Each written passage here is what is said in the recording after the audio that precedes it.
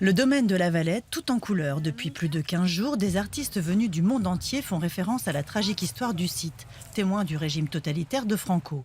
Sur ce mur, le Brésilien Casé se moque des dictateurs, Maduro, Trump ou encore Bolsonaro, muni d'une tronçonneuse pour symboliser son laxisme face à la déforestation au Brésil. Esse muro é importante o que esses caras.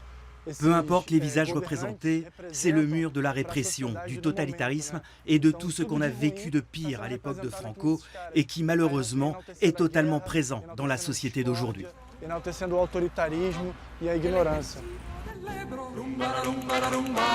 40 ans après la mort de Franco, les organisateurs ont invité une trentaine d'artistes, parmi eux des Espagnols.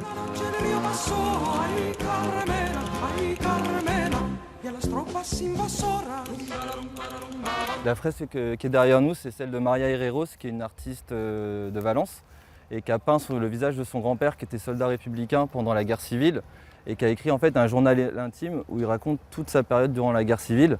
Du coup, à gauche, on a la première page et à droite, la dernière page. Et ça raconte en fait la dureté et on va dire vraiment l'impact que ça a eu sur la population espagnole. Au programme ce week-end, des conférences, de la musique, des battles de graffeurs. Être éphémère, c'est l'essence même du street art.